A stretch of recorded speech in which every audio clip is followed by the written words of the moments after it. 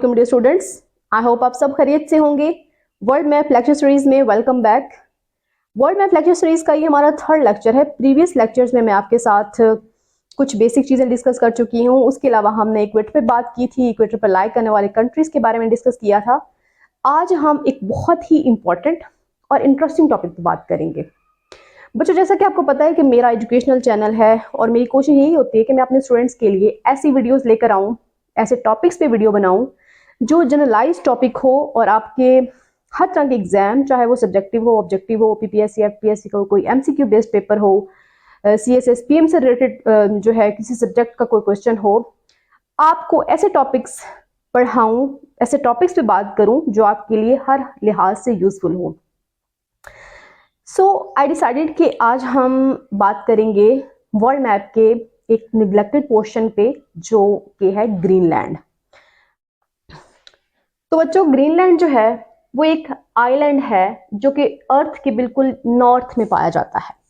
यानी आप देख सकते हैं ये जो रीजन है ये अर्थ का नॉर्थ रीजन है, बिल्कुल नॉर्थ आर्कटिक सर्कल में आता है ये पोर्शन।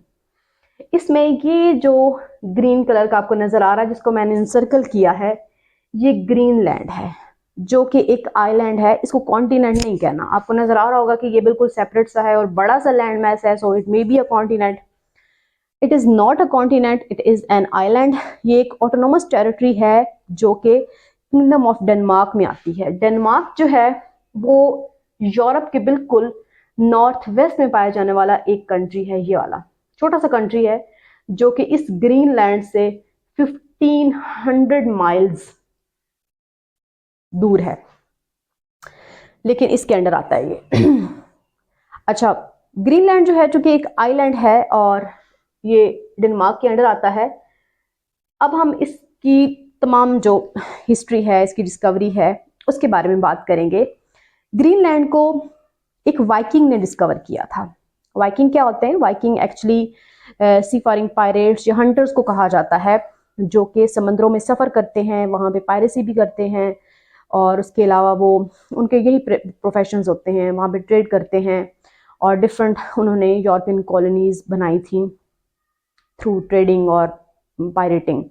उनको वाइकिंग्स कहा जाता था और ये वाइकिंग एज थी बाकायदा। यानी वाइकिंग्स जो थे वो ऑलमोस्ट 9 to 11 सेंचुरीज के दरमियान में वाइकिंग का जो इरा है उसको वाइकिंग एज कहा जाता है।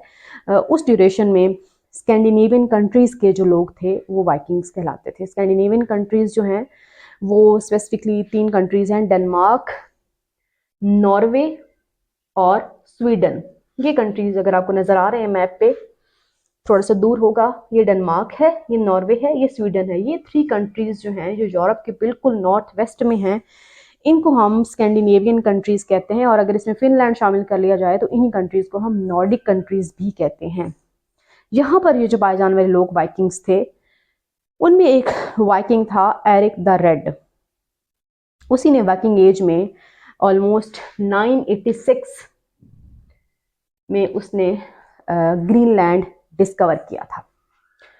उसने यहाँ पे आके देखा, मतलब ये जो कंट्री है ग्रीनलैंड, इसका नाम ग्रीनलैंड है, एक्चुअली ये ग्रीन बिल्कुल भी नहीं है।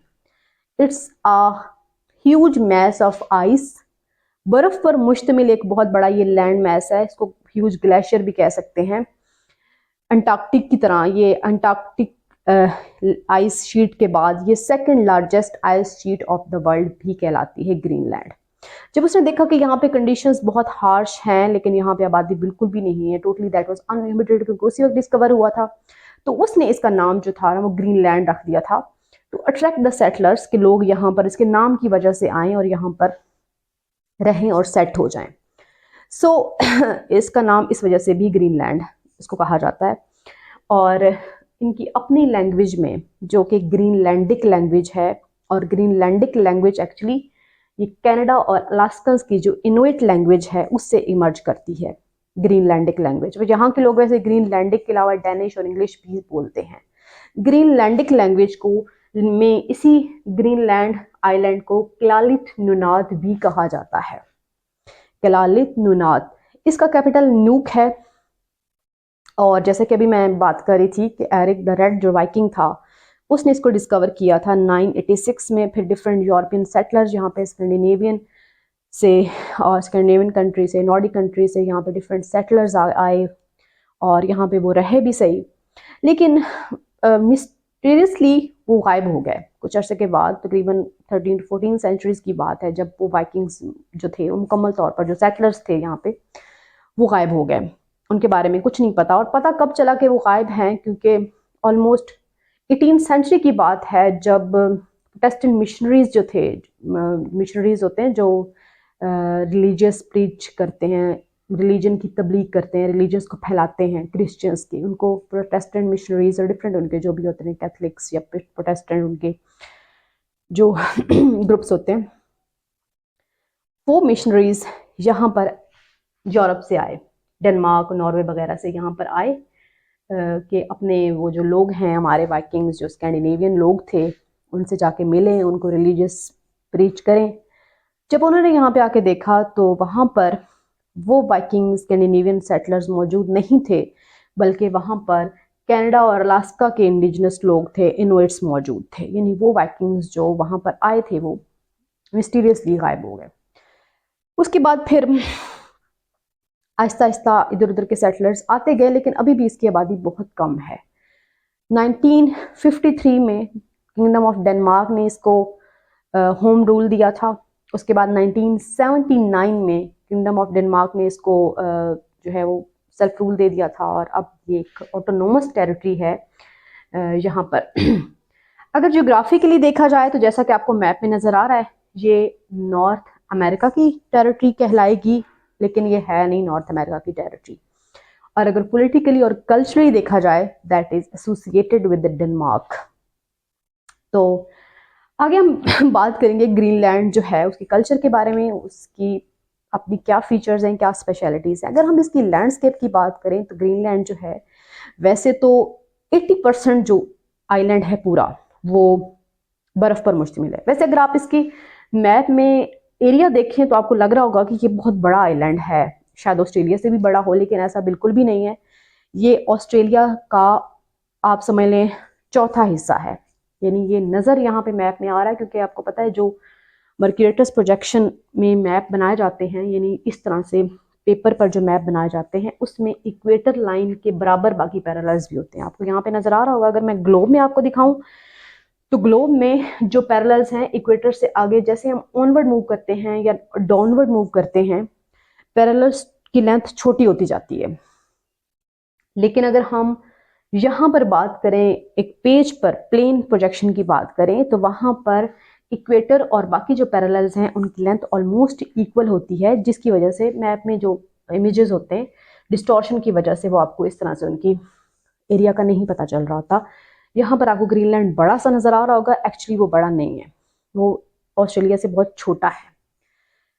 सो बच्चों, क्या हम बात कर रहे थे ग्रीनलैंड की लैंडस्केप्स के बारे में। ग्रीनलैंड जो है ये ज़्यादातर बर्फ़ पर मुश्तमिल है। 80% ये सिर्फ आइस शीट है इसकी, और आइस शीट इतनी ज़्यादा है, ह्यूज आइस शीट है कि एट सम प्लेसेस इसकी जो थिकनेस होती है वो 4 किलोमीटर तक पहुंच जाती है। सो उसके अलावा बहुत ही ज़्यादा आइसबर्ड्स भी यहाँ पे हैं, फिजॉर्ड्स हैं, ग्लेशियर्स बहुत ज़्यादा हैं यहाँ पे। यहाँ का ग्लेशियर नेशनल पार्क बहुत फेमस है, और ग्लेशियर के ही लैंडस्केप्स हैं यहाँ पे जो बहुत ज़्यादा वर्थ वॉचिंग हैं। सो उसके अलावा अगर हम बात करें, अगर इसकी ओवरऑल जो कल्चर है, तो ये बहुत ही ज़्यादा रिच कल्चर कंट्री है। यानी इसकी कल्चर डाइवर्सिटी बहुत ज़्यादा है। यहाँ के लोग जो हैं बहुत फैसिनेटिंग किस्म की इनकी ट्रेडिशंस हैं, लेकिन आबादी बहुत कम है। जितने भी लोग हैं वो हैं सही जिंदा दिल आप कह सकते हैं, लेकिन आबादी इसकी according to world bank report, इसकी पॉपुलेशन जो है वो दैट इज़ ओनली 56,000। ज़्यादातर जो है वो कैपिटल न्यूयॉर्क में पाए जाते हैं। सो डियर स्टूडेंट्स, ओवरऑल अगर देखा जाए तो ग्रीनलैंड जो है वो बहुत यूनिक, इंटरेस्टिंग, फैसिनेटिंग किस्म के फीचर्स का एक अमेलगम है। इसका जैसे कि मैंने आपको पहले बताया, एक it's a mass of ice sheet. तो इसकी एक और स्पेशलिटी ये है कि ये बहुत ही ज़्यादा इसकी एटमॉस्फेयर प्योर है। जैसे कि आपको पता है आजकल कितना ज़्यादा क्लाइमेट चेंज के हवाले से इशू हर जगह है। पोल्यूशन जो है वो बहुत ज़्यादा बढ़ गई है, एयर क्वालिटी इंडेक्स बहुत ज़्यादा ख़राब हो चुका है ज़्यादातर इंडस्ट्रियलाइज्ड कंट्रीज़ का। लेकिन ग्रीनलैंड जो है एक बहुत ही ज़्यादा प्योर एयर और प्योर वाटर बेस्ड कंट्री है। दुनिया का, प्लैनेट अर्थ का 99% जो फ्रेश वाटर है, fresh water reservoir that are located in Greenland. ये एक बहुत ही अमेजिंग बात है, उसके अलावा अगर हम इसके फीचर्स की बात करें, इसमें बहुत खूबसूरत माउंटेन्स हैं। हाईएस्ट माउंटेन जो है गम्बेजॉन माउंटेन, वो भी एक ग्लेशियर ही है। उसके अलावा इसके बहुत ज़्यादा खूबसूरत किस्म के लैंडस्केप्स हैं, फिजोर्ड्स हैं, ग्लेशियर्स के हवाले से बहुत फेमस है, जैसे कि मैंने पहले भी आपको बताया। इसका एक और बहुत फेमस ग्लेशियर है इल्यूलिसैट, वहीं की लोकल लैंग्वेज में इसको इल्यूलिसैट बोलते हैं। ये भी एक बहुत ही खूबसूरत ग्लेशियर है। इसकी वाइल्ड लाइफ बहुत फेमस है, इसको वाइल्ड लाइफ हेवन भी कहा जाता है। जैसे कि आप इसकी ज्योग्राफी देख सकते हैं, ये इसके बिल्कुल वेस्ट में बैफिन बे है, जो कि नॉर्थ अटलांटिक ओशन का एक आर्म जिसको बोला जाता है बैफिन बे। ये बैफिन आइलैंड्स के साथ भी एसोसिएटेड है और यहाँ से कनाडा के बिल्कुल नॉर्थ में बैफिन बे है। तो ये जो जगह है, ये ग्रीनलैंड का ये जो वेस्ट कोस्ट है, यहाँ पर बहुत ज़्यादा वाइल्ड लाइफ की डाइवर्सिटी है। मरीन वाइल्ड लाइफ जो है उसमें आपके पास सील्स होती हैं, डॉल्फिन्स होती हैं। उसके अलावा अगर हम इसकी लैंड की वाइल्ड लाइफ की बात करें तो ऑक्सिन्स होती हैं इसमें। इसके अलावा पोलर बेयर होते हैं, आर्कटिक फॉक्सेस पाई जाती हैं यहाँ पर। सो बहुत ज़्यादा इंटरेस्टिंग किस्म की यहाँ पे स्पीशीज़ होती हैं वाइल्ड लाइफ की। बहुत ही एक यूनिक फीचर इस आइलैंड का एक ये है कि यहाँ पे रोड्स ही नहीं है। कैन यू बिलीव कि यहाँ रोड्स नहीं है। टाउन्स को कनेक्ट करने के लिए शिप्स, बोट्स का इस्तेमाल किया जाता है या प्लेन्स का इस्तेमाल किया जाता है विद इन टाउन्स। और टाउन्स को कनेक्ट करने के लिए कहीं कहीं कुछ रोड्स हैं जो कि ऑलमोस्ट 30 to 60 किलोमीटर से ज़्यादा लेंथ नहीं है उनकी। उसके अलावा यहाँ पर जो एंशिएंट टाइम में स्लेड डॉग्स होते थे, स्पेशल किस्म के डॉग्स होते थे जिनको सफ़र के लिए आइस के ऊपर स्लाइड करके उनके ऊपर सवारी की जाती थी। ढेर सारे डॉग्स को कार्ट के साथ बांध दिया जाता था और वो दौड़ते थे, तो उसको हम स्लेड डॉग्स बोलते हैं। अब भी स्लेड डॉग्स जो हैं ग्रीनलैंड में वैसे ही पाए जाते हैं। स्लेड डॉग कल्चर जो है वो वैसा ही है, क्योंकि रोड्स नहीं है और इतना ज़्यादा आबादी भी नहीं है, तो जितने भी लोग वहाँ पे हैं वो इस तरीके से इंटरकनेक्टेड हैं। इस यहाँ पे 2 एयरपोर्ट्स हैं, यानी प्लेन्स के थ्रू भी यहाँ पे सफ़र किया जाता है। उसके अलावा जो है लैंग्वेज मैं आपको ऑलरेडी बता चुकी हूँ, लैंग्वेज इनकी ग्रीनलैंडिक लैंग्वेज है। और ग्रीनलैंड जो है, last but not the least, यहाँ पे मैं आपको एक और बात, बहुत इंटरेस्टिंग बात, बहुत अमेजिंग बात बताती हूँ। ये आप देख सकते हैं, यहाँ न्यूक कैपिटल जो है बिल्कुल साउथ में पाया जाता है। ये जो ग्रीनलैंड का बिल्कुल नीचे वाला साउदर्न पोर्शन है, ये एक्चुअली ग्रीनलैंड का वो पोर्शन है जो एक्चुअल में ग्रीन है, जिसको देखकर एक्चुअली यहाँ पर वाइकिंग्स आए होंगे, जिन्होंने यहाँ इस पोर्शन को, बहुत लश ग्रीन पोर्शन को देखकर इसका नाम ग्रीनलैंड रखा होगा। बाकी सारा जो आइलैंड है वो बर्फ़ पर, आइस पर मुश्तमिल है, लेकिन ये जो बिल्कुल नॉर्थ में आपको नज़र आ रहा है, ये वाला पोर्शन जो है, ये एक्चुअली थोड़ा सा ग्रीन है। यहाँ पर फार्मिंग होती है, डिफरेंट किस्म की यहाँ पे क्रॉप्स उगती हैं, और यहाँ पर कुछ एनिमल की स्पीशीज़ भी पाई जाती हैं। ग्रीनलैंड का एक और ही बहुत इंटरेस्टिंग सा फीचर है जिसको हम नॉर्दर्न लाइट्स कहते हैं। नॉर्दर्न लाइट्स क्या है, आप यहाँ इस साउदर्न पोर्शन में, ग्रीनलैंड का जो साउदर्न पोर्शन है, यहाँ पर खड़े होकर विंटर में ग्रीनलैंड में नॉर्दर्न लाइट्स देख सकते हैं। बहुत ही ज़्यादा अमेजिंग फिनोमेना होता है ये विंटर में नॉर्दर्न लाइट्स देखना, क्योंकि जो ग्रीनलैंड है यहाँ पे विंटर बहुत डार्क होते हैं। जैसे कि अगर मैंने आपको नहीं बताया तो लेट मी टेल यू कि ये जो रीजन होता है पूरा नॉर्मन रीजन होता है, इसमें जो विंटर है इसमें 23 आवर्स की यानी रात होती है, सनलाइट नज़र नहीं आती, और इसी तरह से समर में 22 to 24 आवर्स का डे होता है। यानी आप इसमें इसको, यहाँ पर समर का स्पेशलिटी है मिडनाइट सन, यानी आप समर में हर वक्त सन देख सकते हैं, हर वक्त यहाँ पे सूरज की रोशनी मौजूद होती है, क्योंकि अर्थ की रोटेशन जो है थोड़ी टिल्टेड होती है, तो जिसकी वजह से समर में ये सूरज के सामने ही ये वाला एरिया रहता है, जिसकी वजह से यहाँ पर समर के ड्यूरेशन में रात दिन ही रहता है, और ड्यूरिंग विंटर यहाँ पे डार्क ज़्यादा होता है, नाइट बहुत ज़्यादा डार्क होती है और 23 आवर्स की ऑलमोस्ट रात होती है। उस विंटर में यहाँ पर नॉर्दर्न लाइट्स देखने का जो फिनोमेना है दैट इज अमेजिंग। अब नॉर्दर्न लाइट्स क्या होती हैं, अगर आपको नहीं पता तो मैं आपको बता दूं। नॉर्थ पोल और साउथ पोल, दोनों पोल्स पर आपको कुछ लाइट्स के फिनोमेना देखने को मिलेंगे।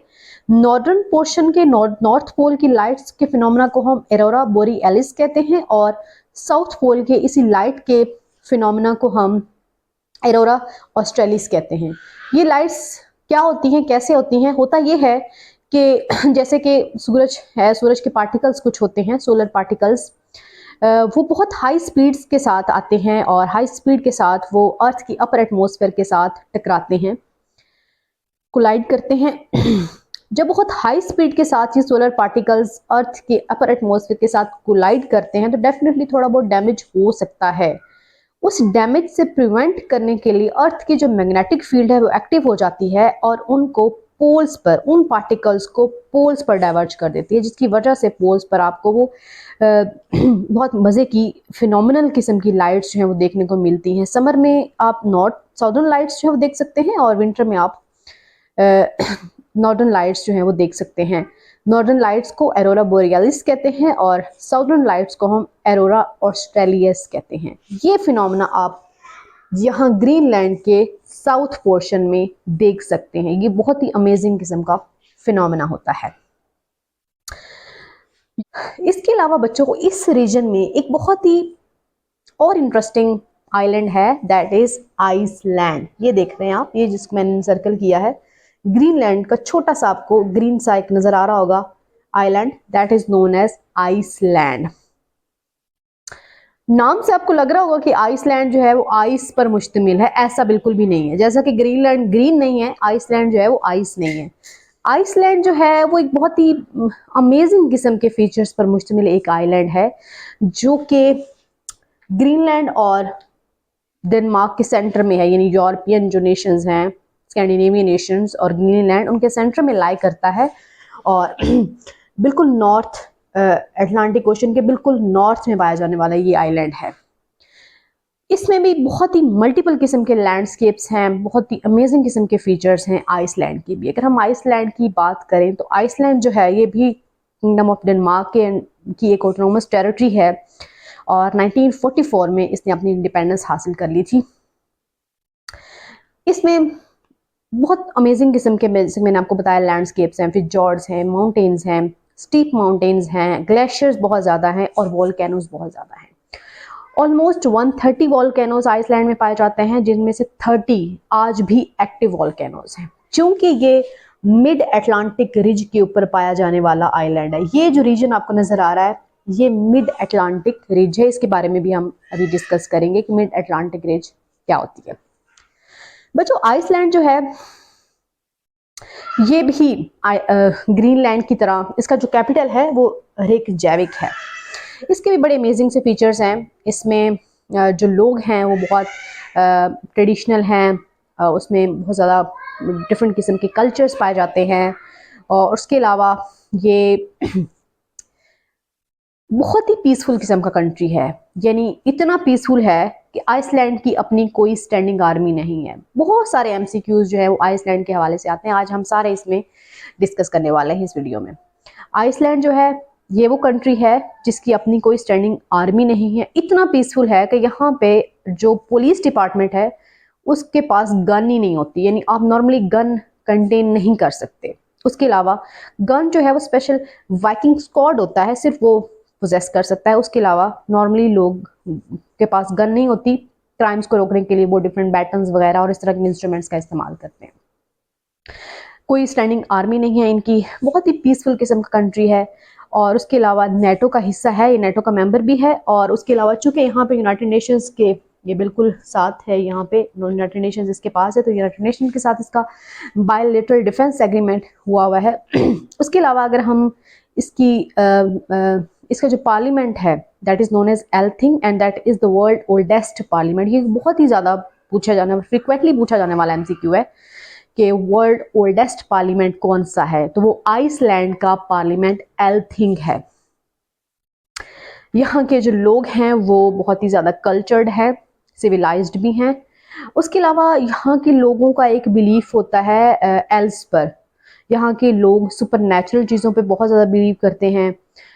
उनके अकॉर्डिंग कुछ ह्यूमनॉइड सुपर नेचुरल थिंग्स जो हैं वो पाई जाती हैं, और वो इतने ज़्यादा इस चीज़ के बारे में कंसर्न हैं कि वो जब कोई नया बिजनेस स्टार्ट करते हैं या कुछ उन्होंने कमर्शियल बिल्डिंग्स वगैरह बनानी हो, तो वो इस चीज़ के बारे में पहले मेक श्योर करते हैं, या पहले उनको इस चीज़ का डाउट होता है कि अगर हम यहाँ पर कोई बिल्डिंग बनाते हैं तो मे बी किसी एल्व्स का, किसी सुपरनैचुरल चीज़ का यहाँ पे ऑलरेडी कोई बिल्डिंग हो, सो वो हमें नुकसान भी पहुँचा सकता है, या हमें उसके एहतराम में ऐसा कुछ नहीं करना चाहिए। वो इस हद तक यानी इस चीज़ के बारे में सोचते हैं।